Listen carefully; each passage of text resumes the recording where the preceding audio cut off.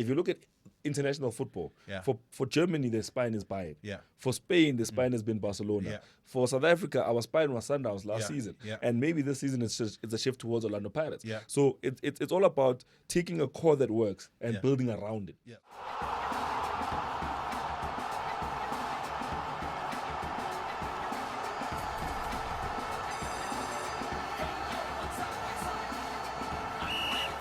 Hello and welcome again to the Diski Preview Show. My name is yours truly, Mr. E. I almost said Mr. V. I just love myself. As we shift our focus from the PSL, and we'll be taking a look at the World Cup Qualifiers, where Bafana will be taking on, first of all, Lesotho and the big boys from Nigeria, the Super Eagles. They will be playing against Bafana. In the studio to help me take a look at those games is the man himself who's responsible for telling us what he thinks is going to happen in those two games as they are crucial. Welcome to the show, Mr. Moore. Hey, Mr. E, how are you? I'm good, thanks, my man. How are you? Yeah, today I've come in disguise. You see, I'm wearing... Yeah. I saw some of the comments. What are they saying? Some of the comments like, this guy was always wearing the jacket. Yeah. He's always betting on the wrong horse. Yeah. I saw that one there. I was like, hey, you know what? Maybe I should also stop giving out predictions there, because I'm no angel there. I'm not better than you in any way. 100%, Mr. E. No, but it's a big one. Bafana back in action. I love that it comes as the first international break since the start of the season. So we're not only into the footballing season, but now we know what the boys are in action. AKA squad. Yeah, the first game is going to be against Lesotho, and that match has been moved from the Toyota Stadium. They will now be playing at the Dr. Petrus Molemela Stadium, and the big one will be on Tuesday, the 9th of September, where the Super Eagles and Bafana will lock horns. Stay tuned. When we come back, we're going to take a look at the first game, where Bafana will be playing against Lesotho.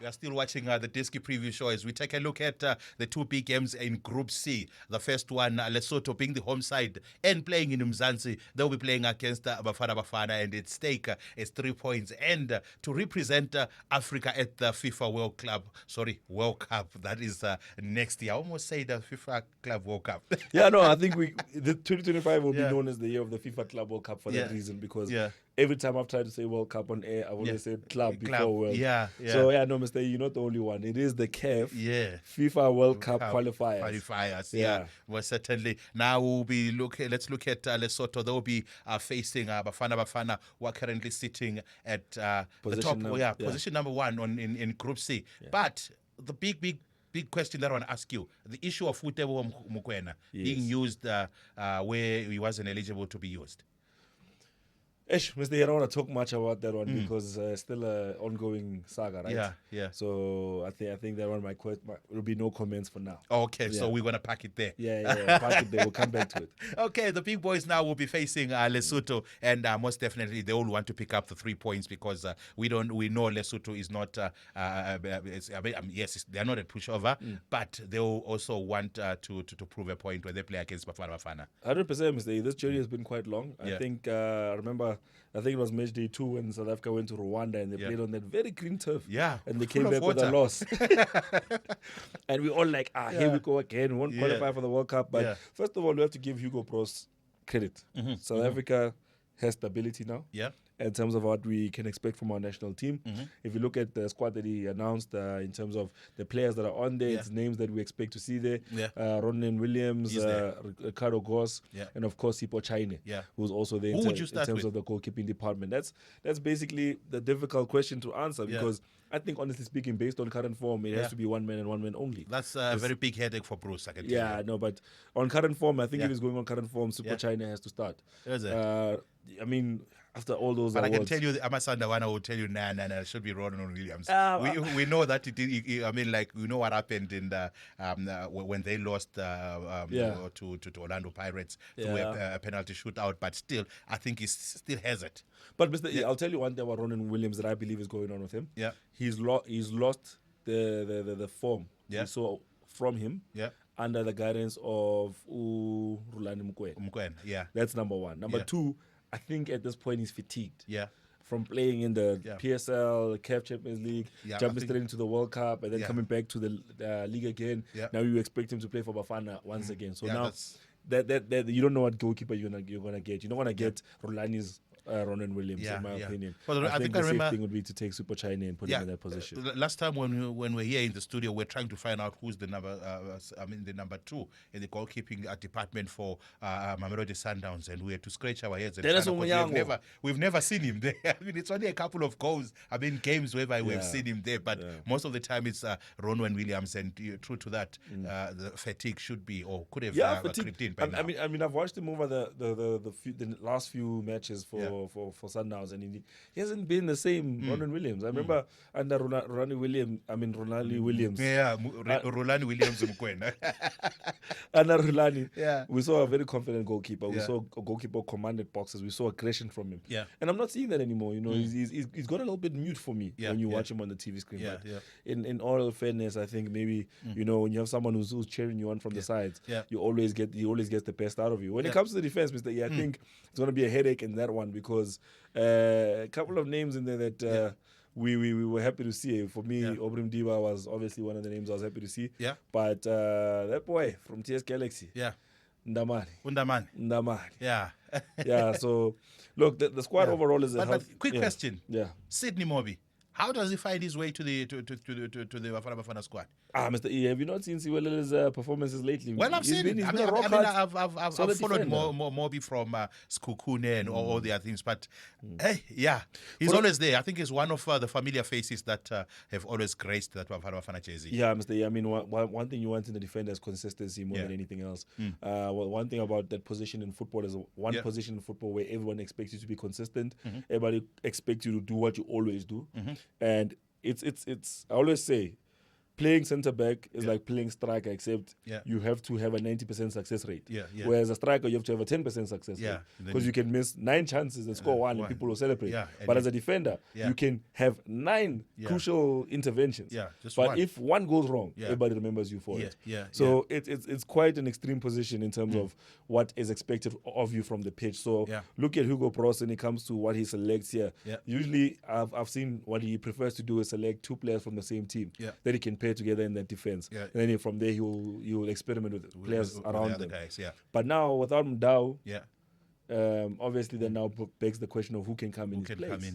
So now I think also he's done enough of his research to say these are the players I'm going to come in there and bring in there. No, he's on the right-hand side. Sibilebele is going to be playing up there with the wingers, but we're looking at a Bafana squad. I mean, we watched the CAF Crusade. I'll say the CAF Crusade of Bafana. That's how we should say it. The CAF Crusade of Bafana.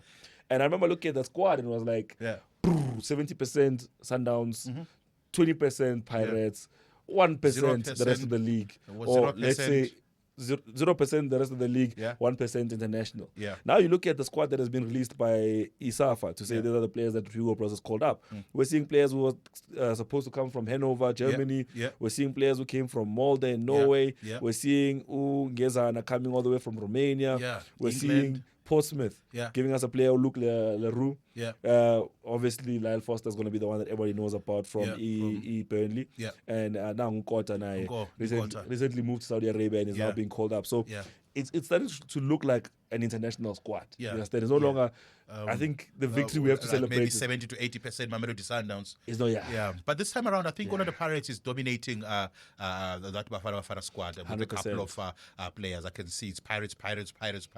I think it's been a long time since we last saw that type of dominance from Orlando Pirates in the Bafana squad. To a point where they take out Masongai, they bring in Bule. Exactly. If Umakecheni was okay, they would bring him in as well. But Orlando Pirates, I think they've done phenomenally well over the past few years and have been consistent. So it is justified that we've got the bulk of the players coming from Orlando Pirates. 100%, Mr. Yeah, I have no problem with the spine being an Orlando Pirates spine. Because once the goalkeeper, one of the centre backs or 2 of them are from a certain team, midfielders, and maybe the strikers can be from anywhere else. But that means the core of your team is Orlando Pirates players. People who have played together for a very long period of time. One of the winning formulas in football is always to have a spine. I think if you look at international football. Yeah.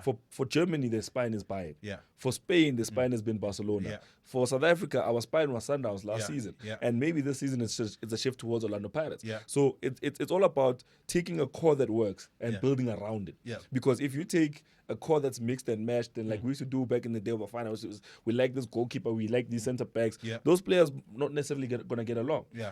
An example of this would be perfect with England when they had their 2000s wealth of talent. Yeah. And they would have a goalkeeper from Nottingham Forest, a centre back from Chelsea in John Terry. They'll have another centre back from Manchester United in Rio Ferdinand. Yeah. In the midfield, they would have Chelsea's captain Frank Lampard, Liverpool's captain Steven Gerrard, and then between them, Manchester United's captain Paul Scholes. Yeah. So your spine at the end of the day won't let go of those weekly rivalries. So it's hard for them to work together towards one common goal. So if you have this spine, I mean, if I'm still going to continue with the international example, you look at Spain in 2010. Their spine was all of it was mainly from Barcelona. Goalkeeper, okay, except for the goalkeeper, Real Madrid. Centre backs, Piqué, Gerrard, Barcelona. Midfielders, Busquets, Xavi, Iniesta, Barcelona. Up front, Pedro, Barcelona. So you look at that core of the team, Mr. Eve, starting from the back, going all the way to the front. If you don't have a mix of players from the same institution, it's hard for you to actually get these players playing together and also making the players around them look good. Yeah, and true to that, I think Hugo Broos, I think that's the reason why he's enjoyed so much success over the past few years for Bafana by maintaining that spine, that core that is always played together. 100%, Mr. E. I mean, one thing you have to look at is not only about ability, it's about chemistry. And chemistry is key when you're trying to build winning teams. And even if you look at when teams overhaul their talents, they always try to make sure to keep the core of players that can move into the next generation. So in football, it is like that, Mr. E. And I think the most important thing right now for South Africa is that we need to be happy that we at least have Hugo Broos and at least we've kept him in the job. I mean, if he leaves now and someone else comes in and then does their own thing week in, week out. So Limala. Maybe Jose Ribeiro. He's currently not attached or linked to any club, so he's available. But hold on, Mr. Before you ask me for your prediction, can you just give Pitso Mosimane a round of applause? You know why, Mr. Yeah. Because what Pitso Mosimane managed to do in keeping a job at Al Ahly, Jose Ribeiro, all the way from Spain, through Orlando Pirates, could not even keep that job for more than half a season. It's only been 6 months. Can we give him a round of applause? We can give him a round of applause. We didn't know what you were going through, but now we understand. We understand. We understand. So the big encounter is going to be taking place this Friday. Lesotho playing against, I almost said welcoming. I think it's Bafana welcoming Lesotho, but Lesotho is going to be the home team. They will be playing the match, and at stake is going to be 3 points. Now let's quickly get into the prediction side of things. I know Bafana has dominated the matches against Lesotho. Do you think we are going to expect anything different this time around? No, Mr. E. Same again. Any goals? No, I don't want to talk about goals. We need to hurry up and go to Nigeria versus South Africa. No, the plane is leaving in about 2 hours, man. So we can pack.